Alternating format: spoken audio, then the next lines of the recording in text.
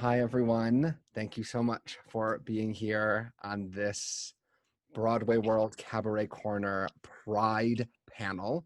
I'm Ari Axelrod. I am bisexual, cisgender male. Pronouns are he, him, and I am honored to be holding space for these delicious, incredible, beautiful people. But I thought that we could all go around and introduce ourselves so that the people watching know who you are. Whoever would like to go first. Oh my gosh, well, I'll do it. My name is Benjamin Rahula. My pronouns are he, him. I am regularly a New Yorker, but I'm back in my hometown of Townsend, Massachusetts, riding the thing out. And a fun fact about me is that my favorite food is cotton candy.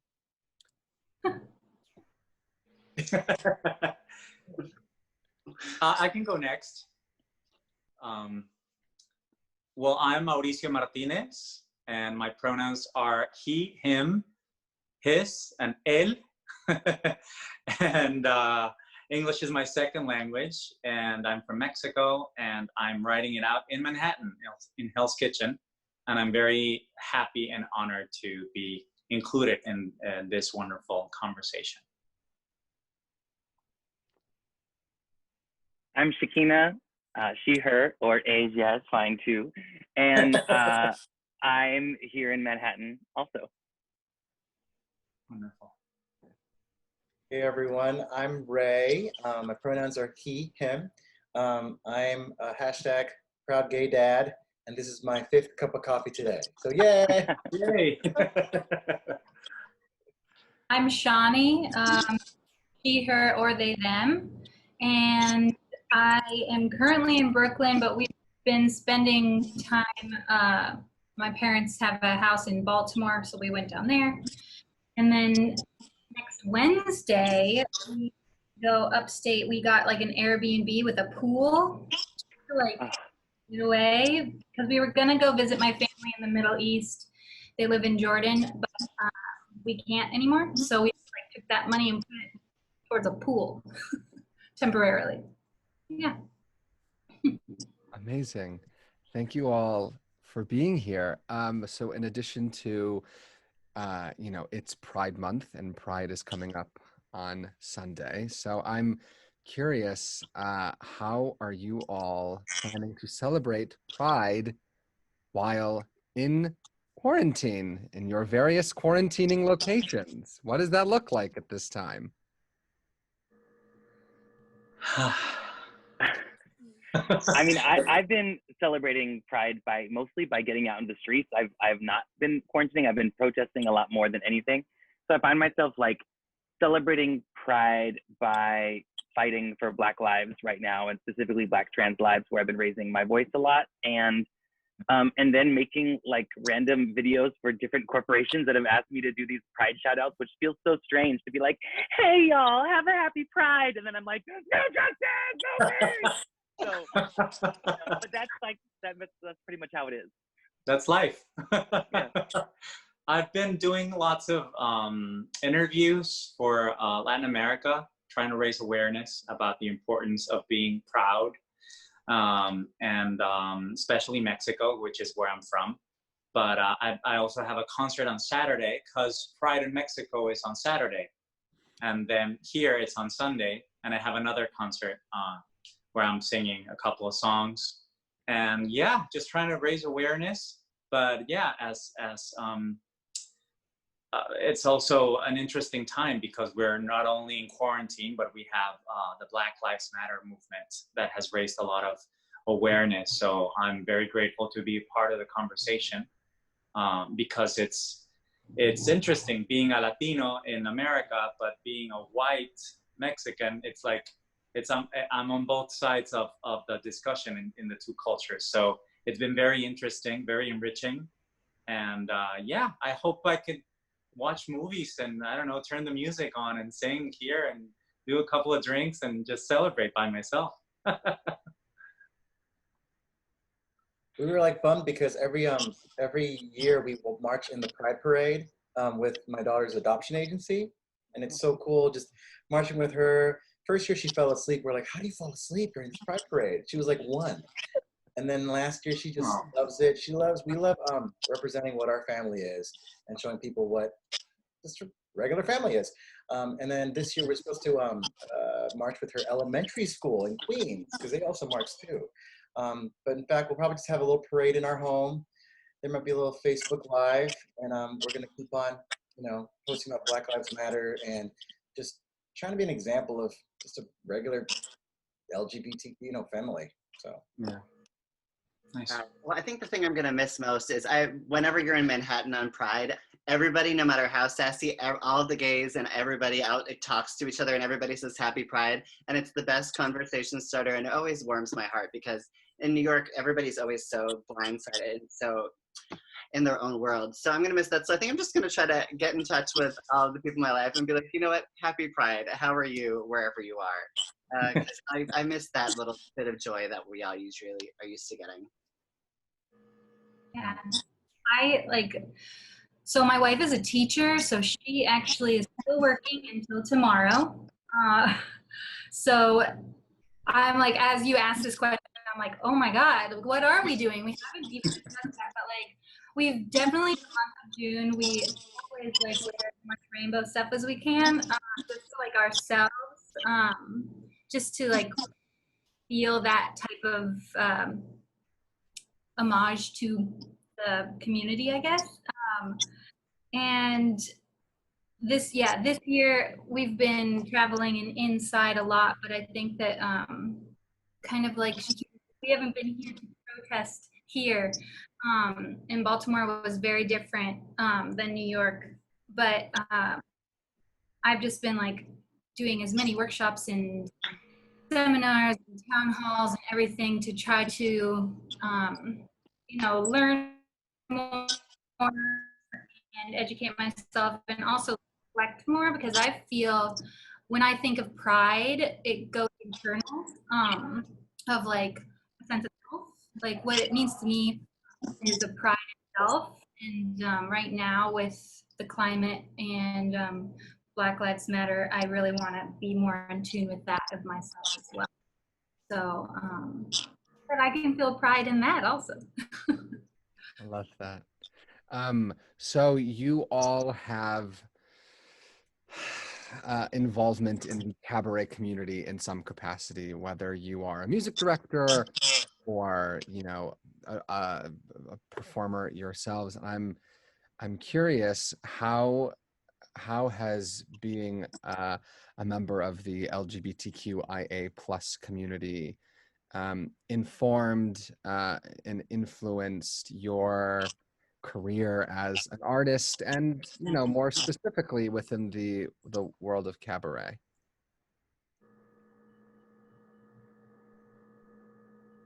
Oh my gosh. I think, well, I'm lucky enough, I do a show called the Broadway Princess Party, and I get to be their fairy godfairy, which has been one of the greatest joys of my life, because, in cabaret in general, it's such an open space, and I muted myself, and I spent a lot of time putting on pop music before that of gay icons that I love, the Celines and all the things of the world. But getting to travel around and do cabaret and be this kind of made up character, I get to just be myself, loving princesses and, fairy godfairy. Like Laura and I came up with the name. We were like, well, what's one step further than fairy godfather? And we went to fairy godfairy. But I can tell you, we started traveling, and I remember in Boston, we were doing a meet and greet, and this one little boy ran up to me and he hugged my leg and he said, "You were my favorite part of the whole show. And I love the way you play the piano." And the little boy was just like me as a little boy. And I was like, wow, if I can make it easier in a cabaret setting for one person, and that's extended. Also, like cabaret in New York, I'm always performing for adults, but that's when it hit me that I was like, oh, this is a really beautiful platform to represent, people like us, and help other people feel like they're seen on stage. So that's what I love about it. I love that you can take. Yeah. I'm sorry. No, please go ahead. I love that the cabaret setting, you can take any song that anyone's done and break the rules. You can't really do that like in a show, you know, like a theater show. You have to like stick to the roles and whatever kind of the description is. But with cabaret, you can sing whatever you want. I usually sing a lot of Disney princess songs. Ben knows, you know. Um, but you know, it's fun to be able to pick songs that you relate to, that your heart relates to, and just do your thing with them. And that's what I love. And especially having grown up in a very religious household and trying to suppress all this singing, and the cabaret world has let me really explore that and feel more like myself. I think when I'm on a cabaret stage is when I feel like most myself. I can kind of do my thing. So very appreciative to that. I'm fairly, oh, sorry. I just did my first cabaret last fall. My first solo cabaret. It was called Fearless, and I did not talk about my sexuality at all. I didn't talk about I mean, my wife sang a song with me on stage and we talked about our relationship a little bit. But I feel like what was both amazing and the hardest part of the cabaret is that you are sharing so much of yourself. And although I did not talk about my queerness, just presenting myself on stage for an audience to see and to hear my story, it was powerful for me to have the audience afterwards come up and individuals talk about how much they related to things, because that for me is the most important thing as a queer performer or person, is to show that all of like our experiences are universal, even though we do experience some differences and some things that others don't experience. But ultimately, like, we're all looking for the same thing, which I believe is love and acceptance, no matter what you identify as. So I think that was really kind of cool for me to experience in a cabaret setting. Well, I also think, Shawnee, that I read Stephen Mosher's review of your show, and one of the things that he mentioned that you said is that you now smile too much, which at one point you thought was impossible. And I think what's so, empowering is to see somebody who, doesn't necessarily have to shine a spotlight on their sexuality, but just by being themselves and being a person who smiles so much that it borders on too much, that is, I think, absolutely beautiful, and really kind of, I hope what we're all striving to do is just be people who exude light and love, and who don't necessarily have to dwell on it all the time, because it is a part of who we are, but it is not the totality of who we are. So I just think that is beautiful. This is a beautiful sentiment. Anyway. That's a really interesting point, Ari. My cabaret experience is like squarely about my sexuality and my gender. I started doing cabaret as a way to crowdfund for my gender confirmation. So my first show, one woman show, helped me raise the money to go to Thailand to have my surgery. And then I created a show called Post Op about my experience in Thailand. And then I put the shows together to create Manifest Pussy. So literally my cabaret is just like trans experience in your face all the time.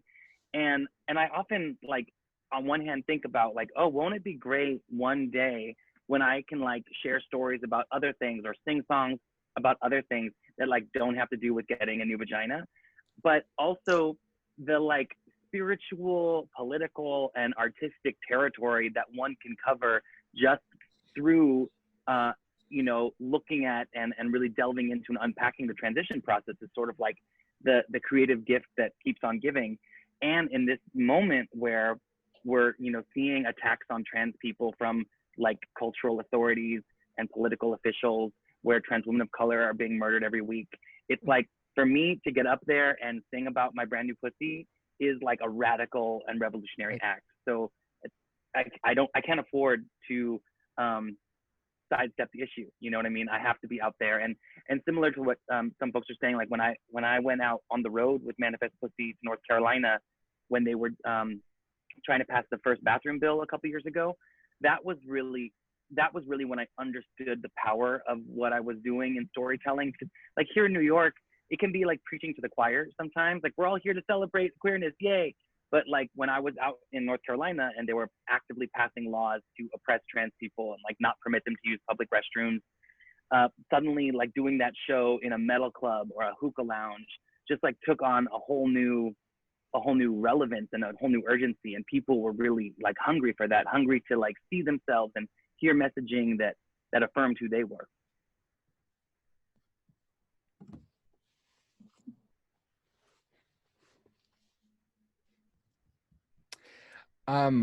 So I want to go to you, Ray. You speaking about your family and what, you know, an LGBTQIA plus family looks like, and your daughter just had her 6th birthday. Yes, somehow we have a 6-year-old. You know, unbelievable. And you know, I've loved following you on Instagram and kind of watching your daughter, not kind of watching your daughter grow up remotely. And I'm just purely from a selfish standpoint, I'm curious, what is the thing that so far you are most proud of as a father? Especially as she's 6, and so being in public school now, she deals with kids that ask her like, "Where's your mommy? Where's your mommy?" And for so long, we were the parents that we would answer for her. But recently, even like the last couple months, she'll say, "I have 2 daddies. That's my daddy, that's my papa." And even the kids will be like, "But where's your mommy?" She's like, "I have 2 daddies." And she'll sass them back. Like, that's just like, that's my family. And this one boy who was asking her finally stopped and said, "I want 2 daddies." Like it was cool to see this new generation and how normal, it is to have 2 dads. We have 2 mom family as well. Actually, our PTA president is a proud lesbian, and we were like, yes, gay parents. So that's something I'm proud of. I'm proud that she's growing up knowing she just needs to be who she is, and that her parents will support her, however she wants to be. And we just love her so much. She's growing up learning about love and being herself. Ooh, that is beautiful. Mauricio, I read in an interview that you did that, you know, your show, The Mexico to Broadway, is a story about a Mexican boy whose dream came true. Yeah. So I'm curious if you could tell your childhood self anything now that you are living your wildest dreams, sir. What would you say to him? Oof. I would be very gentle, and I would tell him to have fun and to embrace his uniqueness, because growing up in Mexico and being gay can be hard. You know, it's a very macho culture, very Catholic, very Christian and Catholic. So it's not very easy. You can be very easily bullied or made fun of. But I always had song to escape, and that created popularity amongst my friends. So that was always a gift to me, and it was my secret weapon, you know, to sing, to open my mouth and just sing, and that would help. That would stop people making fun of me because they respected me in a way. But I would tell him to just have fun and to never let anybody convince him of the opposite, you know, of that dreams can come true, and to keep singing and to keep smiling, because his dreams are going to come true.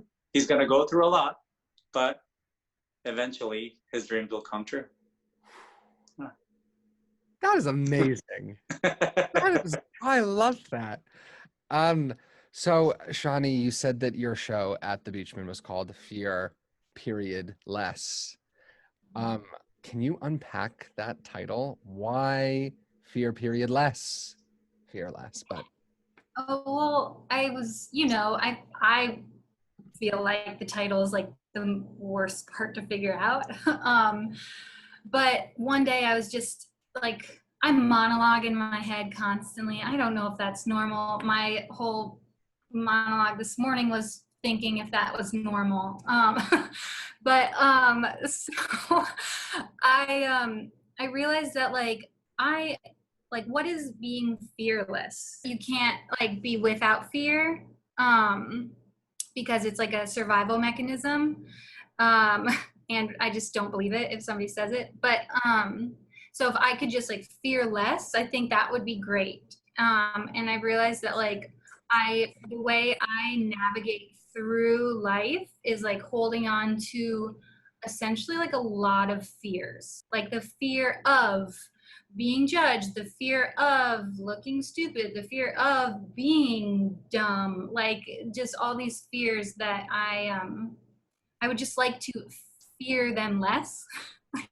um, and so that's kind of where it came from. And a lot of people ask me why I put the period in between, and I just thought it was like a bold statement. I don't know.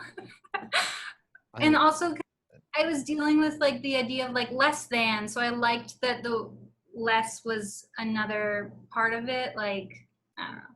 Who knows? I love that. It is a bold statement, and it caught my eye. And so, hence the curiosity and where it sparked from.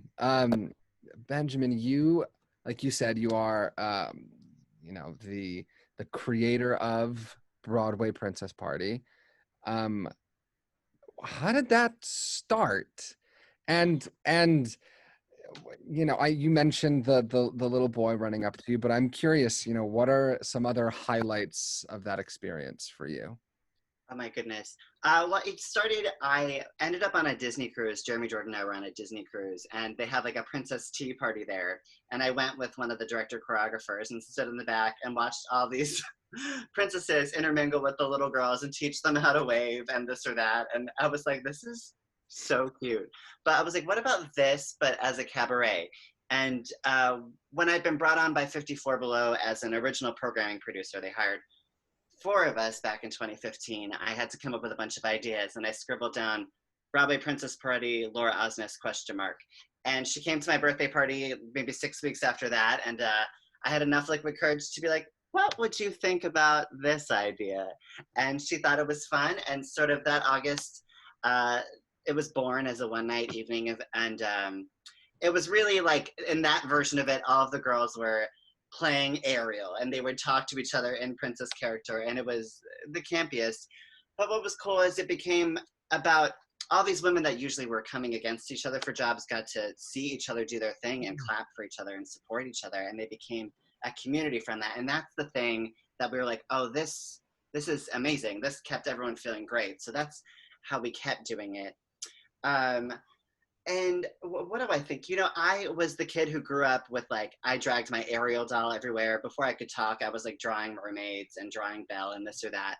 And so for me, to grow up and to get to be, on stage as Susan Egan is in the castle singing about home or this or that, to have stepped into that.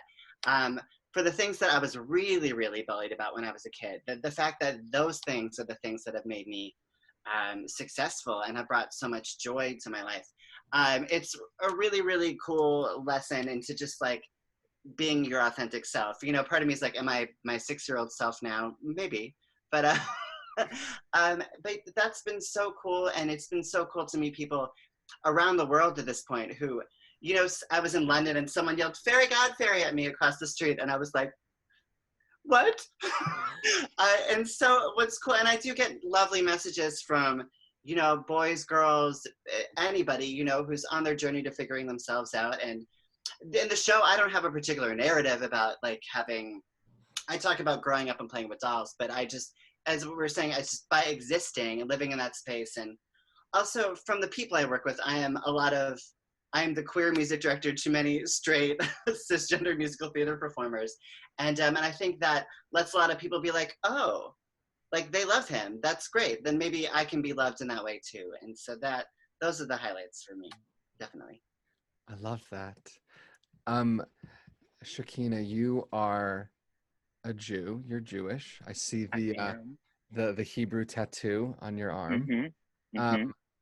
I'm curious. How has your Jewish identity played a role in your life as both an activist as well as an artist? Sure, that's a great question. My spiritual identity and the sort of evolution of my soulful being has been a parallel track with my sexual identity and my gender journey. And so all of my storytelling has to do with bridging the gap between the sacred and the profane. I think that as a queer person, I was made to feel like the sacred was somehow removed from what I was able to access or what I was entitled to or deserving of. And so I think I've fought long and hard to sort of carve a pathway for queer people to find a way back to a one-on-one relationship with the divine. And my journey is such that, like, I grew up Jewish, but I also have had several Buddhist teachers who have taught me in like deep and elevated ways, and also had a Christian journey that's been really profound. So I have a sort of interfaith, comparative religious view of all roads leading to one, and that's just my personal theology. But I think what I bring maybe specifically from Judaism, aside from my name, which Shekinah comes from Shekhinah, which is like the mystical divine feminine presence, but is the Jewish idea of tikkun olam, which means to heal the world, and it's this understanding predominantly in the more mystical Judaism, but that we are here to leave the planet better than we found it. And so as an artist, I'm always trying to deal with my personal issues in a public forum so that folks who are grappling with the same stuff have someone to look to and listen to, and see themselves reflected in, as I said before.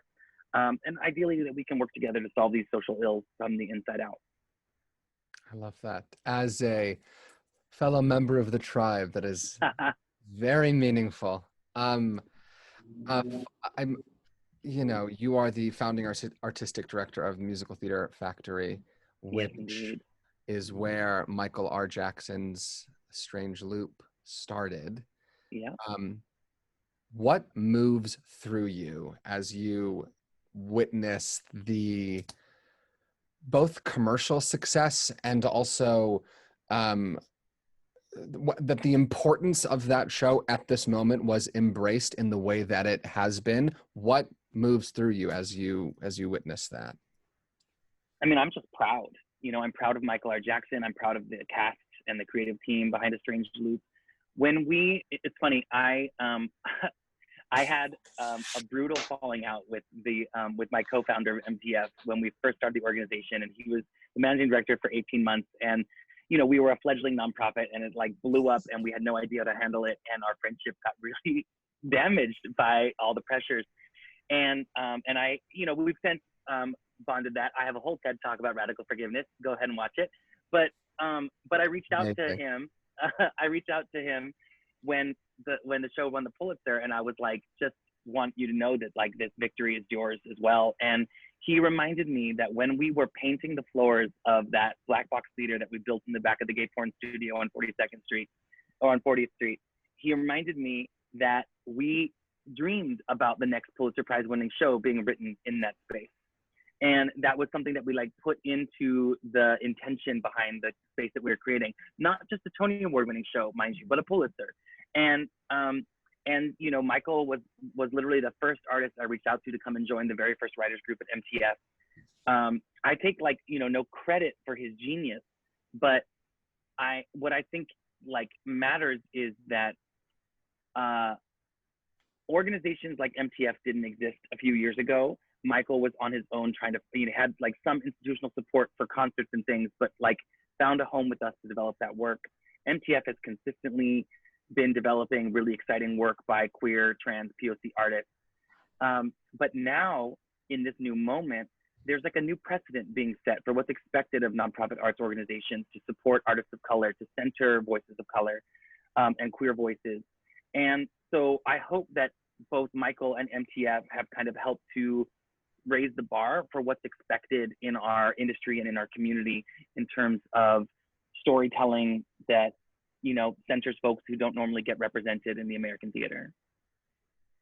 I just want to say bravo to that, because as you know, POC artist, to have organizations like yours that gives people like this a voice when so many other theaters wouldn't because of financial reasons. You know what I mean? Like all the bullshit, that comes with that.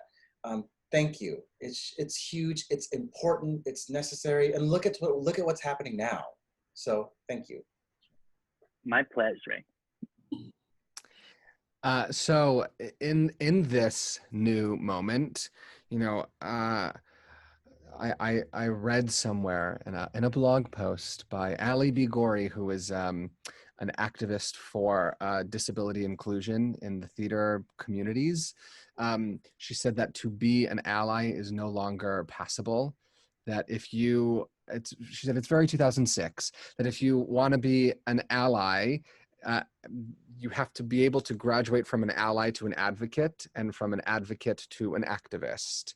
So I'm curious for all of you, what does it mean for you to be an activist? And for your cisgender straight friends, what does your ideal activist for the causes that are meaningful to you, what does that ideal activist look like?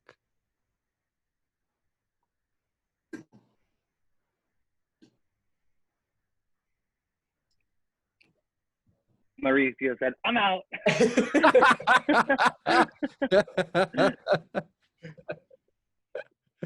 I have to say, I feel like all of us already are activists because we openly lead our lives and we talk about it. Shakina said, just being honest about our path. I'd never realized how many people I would indirectly help by just being open about my life, and having other, kids out there, younger generation, be like, oh, if that's what you went through, I'm going through the same thing. Great. So this is how I can deal with that. So my family always wants to live as openly as possible and as honestly as possible. I think that's a big thing. But I applaud everybody on this panel right now for already being activists. I think lately Now I'll have more to add. I'm thinking. I've been getting comfortable with being uncomfortable, in the sense of, we were talking about the roles that people play, and I've always been a caregiver for sure. And as sort of on the ally side of things, that's where I live. But getting comfortable with using my voice and expressing my opinions and being out and loud and not being afraid to get backlash, because I think especially a lot of my things, I'm definitely like a fairy tale bubble person, and that's a lot of what I do. But getting comfortable with being ugly and letting people disagree with you and standing up, because so many of the people, especially in this current climate, my friends of color, my BIPOC friends, and my colleagues, they need me not just to stand with them, but to stand up for them.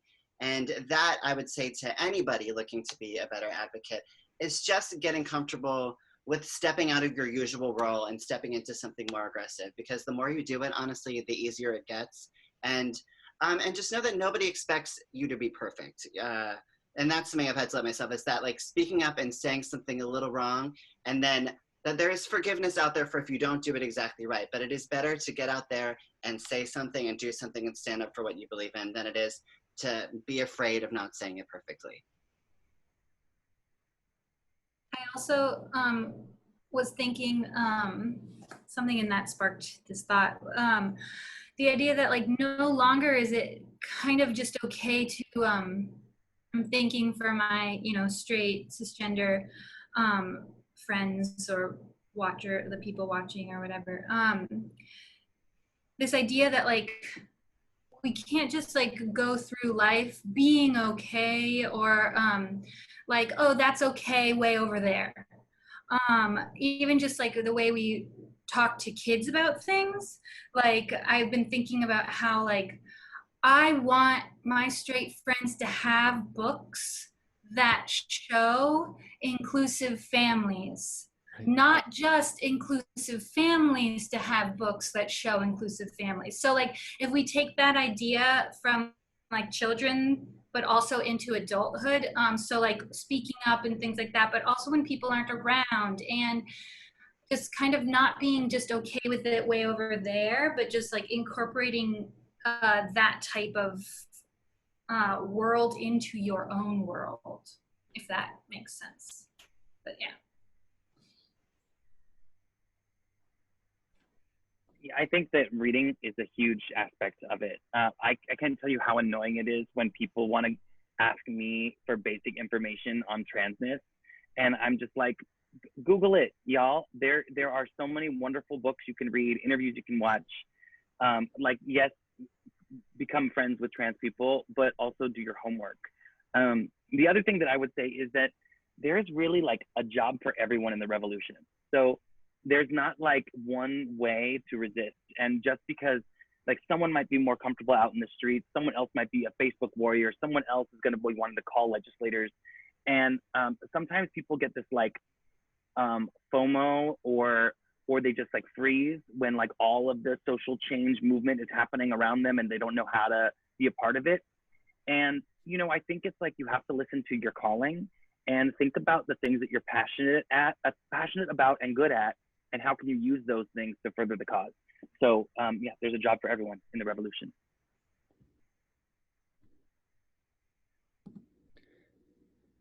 You're muted. Yeah, I agree. I think there's a role for everybody in the revolution. Like I said before, being from two cultures and from like living in two countries, I have a different role in each country, you know. But it's, I think silence is complicit. It's not an option anymore. And I agree that you have to do your homework. And I've been blessed to have so many transgender friends around me that have educated me along the way, because I didn't know anything about it. So, but I was never afraid to ask. And I've always been like that in my life. I've never been afraid to ask. I say sorry. I apologize before the question because I'm like, I might be wrong, but I'd rather ask and correct me if I'm wrong. And I am corrected, but I agree. You can always speak from your heart, but it's never enough. It's never, and you can only do so much because you're not going through it. You know, you have to put yourself in the shoes of the other person who's suffering. But we have to be a community. After all, we're not only performers, we are a community, and we have to really support each other. I believe also in creating work that is as a protest, you know, songs, plays, music, cinema, as artists, cabarets, you know, as protests. I think I've been writing a lot with friends. I've been co-writing songs and co-writing a musical, and to help create awareness. Hopefully when they are released, it can be another way of manifestation. So people can always keep talking about it, you know, because it's not a trend. It's easy to speak about it right now because there's really nothing else to speak about because it's everywhere. But I wonder what's going to happen in 2 months, in 3 months, in 6 months, in a year, in 2 years. Like, this cannot happen again. So yeah, I've been doing a lot of research too, and trying to find how it's the similarities between protests, like Stonewall, how it started. It was a riot. So I get why people are rioting right now. And a lot of people that are complaining, well, why are you destroying monuments, or why are you painting the walls? And I get, people, that's not a life. Buildings will get rebuilt. Streets can get repainted. You know, a house can be rebuilt, but a human life is never gonna be, and it's never gonna come back. So I get that. And as allies, you know, I'm learning terms, because I didn't know what intersectionality was. I was like, what is that? So I'm learning a lot and investigating a lot, but never be afraid. I tell that to people, never be afraid to ask, because even speaking 2 languages, one thing is can mean one thing in English, and in Spanish it's a whole different thing. Right. So it's interesting, but I mean, I'm learning and posting and singing and sharing and asking and making mistakes, but that's what we can do, you know? Yeah. There's also something with just, I feel like for so long too, each community has kind of been on their own path and their own bubble. And especially now, I think it's so important for all of us to just come together, because we all haven't had the same journey, but we have had similar journeys and similar persecutions and similar just shit happened to us. So especially now, I remember with Black Lives Matters, there was a huge contingent for Asians for Black Lives Matters, and dealing with the racism that our own community has to the Black community, and talking to the older generation and trying to do that and change their minds. Because if we're all connected and become a huge force and help each other out, damn, we can get a lot done. So I agree. There's one common enemy. And that common enemy has built systems to say, stop looking at us, look at each other, and fight amongst yourselves. Mm-hmm. And as soon as we stop doing that, and we focus our attention on the common enemy, the 1%, then we are no longer a group of minorities, but we become the powerful majority. And that's scary in the most exciting way. I'm fascinated by the notion of complicity. And there's this amazing book by Amos Guerra, who's the son of Holocaust survivors, and it's called The Crime of Complicity. And in the foreword, he says, I'm not here to talk about Hitler. I'm not here to talk about, Himmler. I'm here to talk about the people who saw what was happening and said nothing. And I'm fighting to make complicity criminal. And it reminds me of that Niemöller quote, the first they came for the Jews and I did not speak up for I was not a Jew, and blah, blah, blah. And then they came for me and there was no one to speak up for me. And when I look at the cabaret community as a whole, and this is a hot button issue, but I'm throwing us all into the hot seat if you'd like to join me. I look at the cabaret community as a whole, and the vast majority of the players in the cabaret community are old and white. And I am curious, a panel of young people and a largely diverse panel, if you could say anything to the leaders of the cabaret community that have let it grow to be as homogenous as it has become, what might you say, if you feel comfortable sharing? Sure. I would say, we were lucky enough, Princess Party got invited to the MAC Awards 2 years ago, and we'd never been, and I had never really acknowledged what that was. And I realized that in the generation older than us in cabaret and theater artists are very separate. And that was really news to me, because this generation of cabaret, it's everyone's doing readings, everyone's doing cabarets, everyone's on Broadway, everyone's off Broadway, it's all mixed, and it's all part of a theatrical expression. And that divide is the thing that I think is really outdated. It's like that there's not inclusivity between the two communities in who does it and who is acknowledged for it. And that it'd be like a list of music directors nominated for Best Music Director. And I've met a lot of music directors in my circle, but that is people I'd never met. And I was like, why don't I know these people? But also, why are these separate? So that is the thing, is I think that separation is really a disservice to people on both sides of the coin. I would say that thing, you've seen this, this meme around equal rights is not pie. There's plenty for everyone. So for people who feel defensive toward the old guard and the way that cabaret used to be, I would just say that thank you to those folks for carving out the space for this incredible art form and showing everyone what cabaret can be. And now we need to make room for other voices so that this art form is speaking to the people who need to hear it and from people who need that voice. That seems like the most important thing to me. There's no need to be defensive. We can celebrate the tradition even as we watch the tradition take new forms. Love that. I have a question. So when like I said, kind of new to the scene and as a performer on the stage of cabarets, but when I was looking for space, I had to I had to email my idea and materials and everything, and then they had to approve what I was going to do in order to let me even rent the space. Is that correct pretty much across the board for the spaces? So my question is who is doing the improving. Mm-hmm. So who owns these theaters? But I don't know if they're doing the proving, but who does the accepting of who's going to get on the stage? So that's where my question is about this. If we want it to be a different type of person on the stage than we are used to seeing, then we should look at who's deciding and what they look like, and if it's the same as the people on the stage.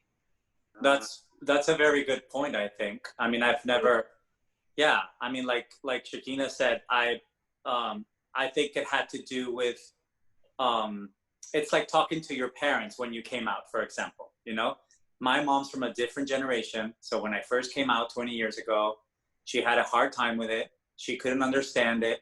But then as time progressed and like she saw my life, she was the one cutting the cake with two grooms, you know, like she understood. So it takes time.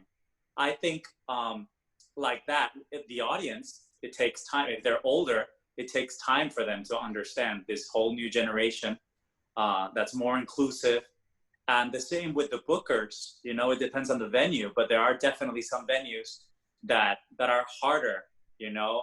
I can easily say that I was invited, but because I was starring in a Broadway show.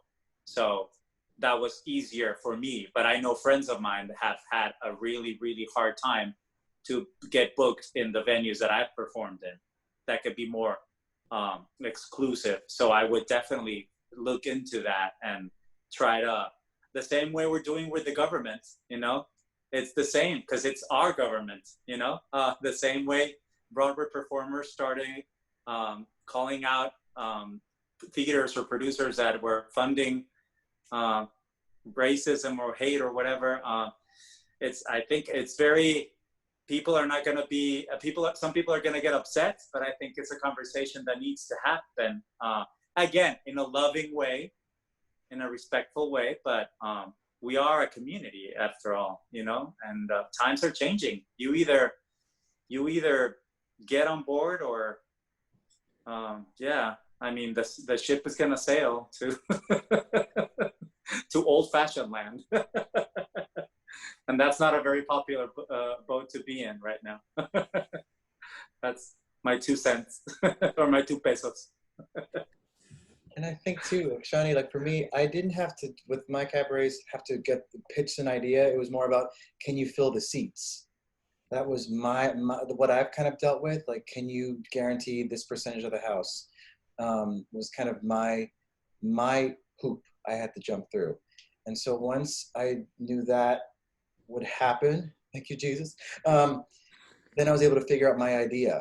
So maybe it's about getting more butts in the seats and supporting each other and getting the word out about each other's shows, because in this industry, of course, money talks. So if we can get more people into each other's shows, more of it can be produced and more people will produce it. You know, that's something that I wonder with that. I know that Stella Rose Cherry at the Tank was doing a program for letting artists from marginalized backgrounds workshop cabaret ideas at the Tank. That was, I don't know if that program will resume once we're all back together, but it was really exciting to see other organizations choosing to put resources toward young POC, queer, trans artists exploring cabaret and learning how to make that art form their own. And the last thing I want to say to it is just that human beings have been like gathering around the fire to tell stories and inspire each other and sing songs for thousands of years. So like, even if it seems like what we're doing might like come from a tradition of like rich white ladies on the Upper East Side, like, that is actually not the case. You know, we are part of a really like epic tradition of sharing story as a way to understand society. And that's something that belongs to everybody. I love that. I'm oh no, go ahead, please. And I just want to say in that regard too, since we are here for Broadway World, that I want to thank Broadway World and you guys for always being so good about amplifying everything that we have to say. It's like, you are honestly like the kindest and most open-eared and open-minded of all of the theater websites, and just so willing to support all of the work that all of us do. So thank you for always being a go-to resource for all of us to get the word out. I guess I am the person here on behalf of Broadway World. Yeah. You're welcome. Yeah. So we have 3 minutes left. And every episode of Cabaret Corner, I ask everyone this. So it is my favorite question. I'm curious for each of you, if you could invite 5 people to dinner, living or dead, celebrity or not, who would you invite? When you feel called to answer. Oh, easy. Jerry Hollowell, Victoria Beckham, Melanie Chisholm, Melanie Brown, and Emma Bunton. 5. Done. Girl power. You have them ready? Wow, that was the fastest response I have gotten yet. Yeah. There's 5 of them, you know, that's the stuff. Victoria Beckham designed this shirt. You're welcome. Anyway. Wow. Well, I would invite Barbara Streisand, Frida Kahlo. Mm. Who else? I would actually sit down just to know what's going on in this man's brain. Donald Trump. I would like to sit down with him in front of him and just understand what's going on in his brain with Frida Kahlo and Barbara Streisand by my side, obviously. And I would invite Carol Burnett to guarantee laughter. And who else? So I don't know. Michael Jackson. Yeah, that'd be interesting. See how he shows up. What age? Like with what look? Yeah, and just his life. Yeah, those are my 5. I would probably go like a philosophical route and invite like Jesus and Muhammad and Socrates and Marianne Williamson and bell hooks. Wow. Love it. Oh, fabulous. I would go with I have some obsessions from childhood that have followed me into adulthood. Danny Kaye, obsessed with him. Julie Andrews still to this day. Lucille Ball, Audre Lorde, and is that 4? Mm-hmm. I don't even know. Maybe Toni Morrison to figure out how she writes the way she writes. Yes. Right. All right. Julie Andrews, because The Sound of Music was everything to me. Boys to Men, if you don't want to see, because I wanted to sing like them as a kid. Mariah Carey, because the Music Box album I wore out as a kid, and that's how I wanted to sing. Jesus, because I just want to know what he thinks of the world right now, because I feel like he would teach a lot. And Dean Cain, who was my first crush from Superman, and I was like, what are these feelings? What's happening to my body when I watch the show? So yeah. Oh my God. Have you ever seen the Broken Hearts Club? Yes. Timothy all Gay cinema at its finest, and Baby Billy Porter we love. Thank you all so much for being here, and again for being so generous with your time. This has been amazing, and I just want to call attention to the fact that for anyone watching, these faces that you see here are artists and activists and the future of both activism in this country and the artist community. So get used to this, because this is a beautiful thing and you're going to see a lot more of them. So I hope you make room for us at your table. And if you don't, we'll make our own table, and you are more than welcome to sit with us. Thank you all so much for being here. Happy Pride. This has been such a joy. Until next time. Thanks. Thank you. Happy Pride. Bye, y'all. Happy Pride. Bye.